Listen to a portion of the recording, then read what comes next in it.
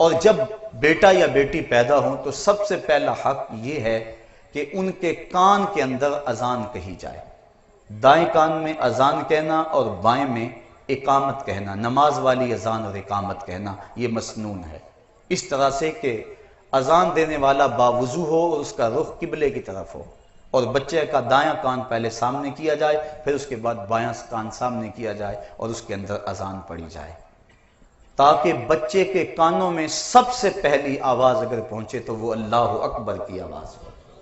بلکہ کوشش یہ کرنی چاہیے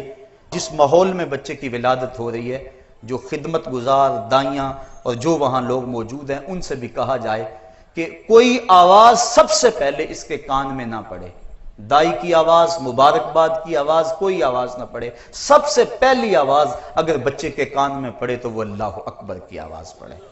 ہر بچہ فطرت اسلام پہ پیدا ہوتا ہے، آقا کریم نے ارشاد فرمایا کل مولود یولد علی الفطرہ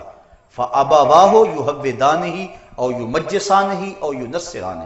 ہر بچہ فطرت اسلام پہ پیدا ہوتا ہے، اب اس کے ماں باپ اس کو یہودی، عیسائی اور مجوسی بناتے ہیں، اس لیے جب بچہ پیدا ہو تو اس کے کان کے اندر اللہ اکبر کی صدا پہنچے، وہ جان جائے کہ میں حضور کے غلاموں کے گھروں میں آیا ہوں اور حضور کی غلامی مجھے نصیب ہوئی ہے۔ اور آج ماہرین اس بات کو بیان کرتے ہیں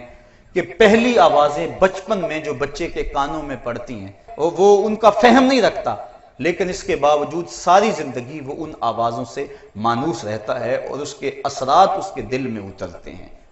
تو بچے کے کانوں میں سب سے پہلے اللہ کی بڑائی کی اور حضور علیہ السلام کی گواہی کی آواز پڑے، پھر بچے کو تحنیک دینا، گٹی جس کو کہا جاتا ہے، یہ بھی مسنون ہے۔ موجودہ دور میں کچھ ڈاکٹر اس کی مخالفت کرتے ہیں، لیکن گٹی کے جو فوائد ہیں اس پر بھی ماہرین نے گفتگو کی ہے، اس سے بچے کو بہت سارے فوائد ملتے ہیں اور بچہ فصیح ہوتا ہے۔ وہ شہد یا کھجور لے کے بچے کے تالو پر اس کو مل دیا جائے اور پورے منہ میں اس کو پھیلا دیا جائے، اور اگر کوئی اچھا اور نیک آدمی گٹی دے تو یہ ایک اچھی اور نیک فعل ہے۔ بچہ جب 7 دن کا ہو تو اس کا عقیقہ کرنا مسنون ہے، بچے کے لیے 2 جانور اور بیٹی کے لیے 1 جانور، وہی شرائط جو قربانی کے جانور کی شرائط ہیں، ان کے ساتھ اس کو عقیقہ کر دیا جائے، اور عقیقے کا جو گوشت ہے کوشش کریں اس کی ہڈیاں نہ توڑیں، بلکہ اس کو کچا تقسیم کر دیں، اگر اس کو پکا کے بھی تقسیم کریں گے تو یہ بھی شرعاً درست اور جائز ہے۔ بچے کے سر مونڈ دیے جائیں اور بالوں کے وزن کے برابر چاندی یا اس کی قیمت راہ خدا میں خیرات کی جائے، اور جو بال ہیں وہ ضائع نہ کیے جائیں، کسی گندگی کے ڈھیر پہ نہ پھینکے جائیں، بلکہ ان کو کسی پاکیزہ جگہ پہ دفن کر دیا جائے۔ یہ صرف بچے کے بالوں کا مسئلہ نہیں، ہر انسان کے بال ہوں یا ناخن ہوں، یہ انسان کے جسم کا جز اور حصہ ہیں، ان کو کٹوا کے یوں ہی نہیں پھینکنا چاہیے، بلکہ یہ انسان کی عزت اور تکریم ہے کہ اس کو کسی پاک جگہ پہ رکھنا چاہیے یا دفن کر دینا چاہیے۔ اس کے بعد بچے کے ختنے 7 دن کرنا یہ بھی مسنون ہے، بچہ کمزور ہو تو اس کے ختنوں کا وقت آگے بھی لے جایا جا سکتا ہے، لیکن علماء نے یہ تصریح کی ہے کہ بلوغت سے قبل ختنے کر دیے جائیں،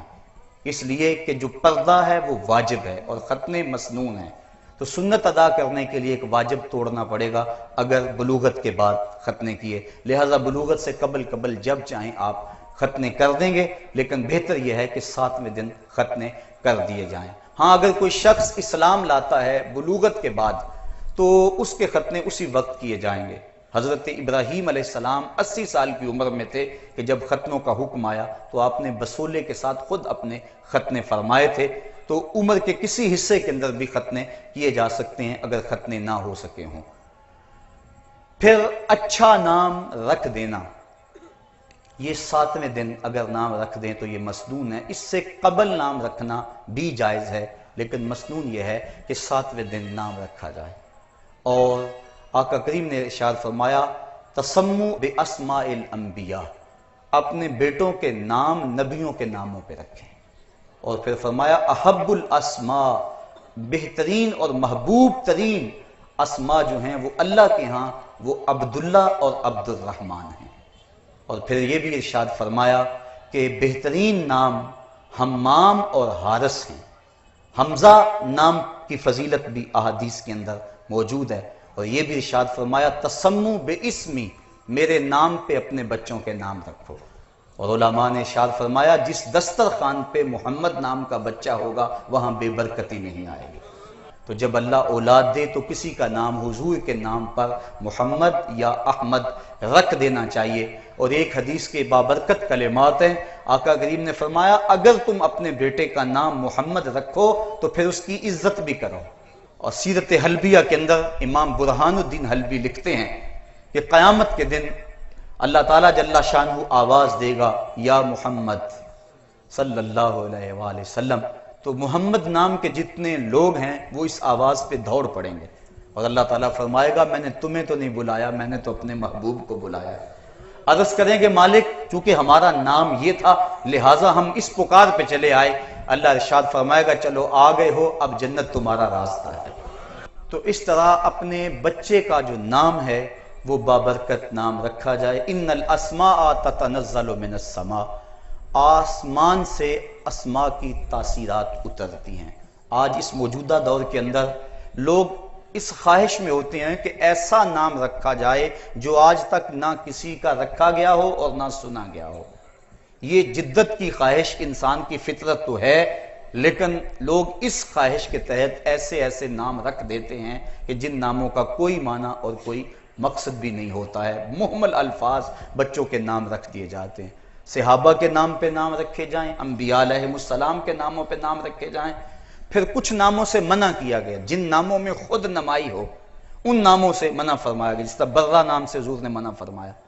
اسی طرح جو دشمنان خدا و رسول کے نام ہیں ان ناموں سے منع فرمایا گیا، وہ نام نہ رکھے جائیں۔ ہمارے معاشرے کے اندر کیسر اور پرویز یہ دو نام رکھے جاتے ہیں، حالانکہ یہ وہ بدبخت ہیں، ان میں سے پرویز نے میرے آقا کا خط پھاڑا تھا، اس لیے ایسے اگر نام کسی کے ہیں تو ان کو فوری یہ نام بدل دینے چاہیے اور اللہ اور اس کے رسول کی ناراضگی مول نہیں لینی چاہیے۔ تو اچھے نام رکھنے کی برکتیں یقیناً ظاہر ہوتی ہیں۔ جب بچے کی عمر 7 سال ہو جائے تو آقا کریم نے ارشاد فرمایا کہ مرو اولادکم بالصلاۃ وہم ابناء 7 سنین وَاضْرِبُوهُمْ عَلَيْهَا وَهُمْ أَبْنَاءُ 10 سنین وَفَرِّقُوا بَيْنَهُمْ فِي الْمَضَاجِعِ، فرمایا جب تمہارے بچوں کی عمر 7 سال کو پہنچے تو ان کو نماز کی طرف کھینچ کے لے جاؤ، انگلی لگا کر مسجد کا راستہ دکھاؤ، بچیوں کے لیے گھروں میں مصلے بچھواؤ، اور اگر 10 سال کے ہو جائیں اور نماز نہ پڑھیں تو فرمایا ان کو مار کر نماز پڑھاؤ۔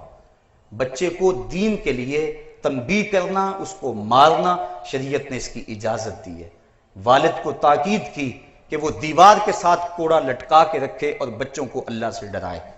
یہ جو سکولوں کی دیواروں کے اوپر اب لکھا ہوا ہے کہ مار نہیں پیار، یہ شریعت کی روح کے منافی ہے۔ استاد کی مار کے اندر بھی پیار ہوتا ہے اور بچے کو وہ تہذیب سکھاتا ہے۔ اس طرح تو بچے آوارہ مزاج ہو رہے ہیں، اگر استاد کا یا والدین کا ڈر نہ ہو تو وَاضْرِبُوهُمْ کے لفظ خطبہ حدیث میں موجود ہے کہ ان کو مارو، اور جب وہ 10 سال کے ہو جائیں تو ان کے بستر بھی الگ کر دو، کیونکہ اس وقت وہ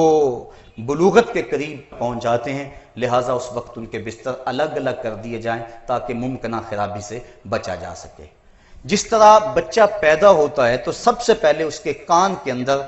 اللہ کی بڑائی کی آواز پہنچانا مسنون ہے، اس طرح جب بچہ بولنے لگے اور اس کی زبان فصیح ہونے لگے تو حدیث میں آتا ہے سب سے پہلے اس کے لبوں پہ لا الہ الا اللہ جاری کرواؤ، وہ سنے تو سب سے پہلے اللہ اکبر کی صدا، اور وہ بولے تو سب سے پہلے لا الہ الا اللہ کی صدا، اور اس کے بعد محمد الرسول اللہ سکھاؤ، اس کے بعد آیت الکرسی سکھاؤ، اس کے بعد سورہ حشر کی آخری 3 آیتیں سکھاؤ، اور پھر اس کے بعد فرمایا علموا رجالکم سورۃ المائدہ وعلموا نساءکم سورۃ النور، اور جو مرد ہیں لڑکے ہیں انہیں سورہ مائدہ سکھاؤ، اور جو لڑکیاں ہیں انہیں سورۃ النور سکھاؤ۔ اور پھر آقا کریم علیہ السلام نے یہ بھی ارشاد فرمایا کہ اپنی اولاد کو کتابت سکھاؤ، علموہ الکتابہ، ان کو کتابت سکھاؤ، لکھنا سکھاؤ، والسباحہ، اور ان کو تیرنا سکھاؤ، والرمایا، اس کو تیر اندازی سکھاؤ، اور ایک روایت میں ہے گھڑ سواری سکھاؤ، ان کو گھوڑے پہ بیٹھ کے سفر کرنا ان کو سکھاؤ، اور فرمایا ان کو سوائے پاکیزہ کے کوئی اور رزق نہ دینا۔ یہ تمہارا تحفہ ہے جو تم اپنی اولاد کو دے سکتے ہو۔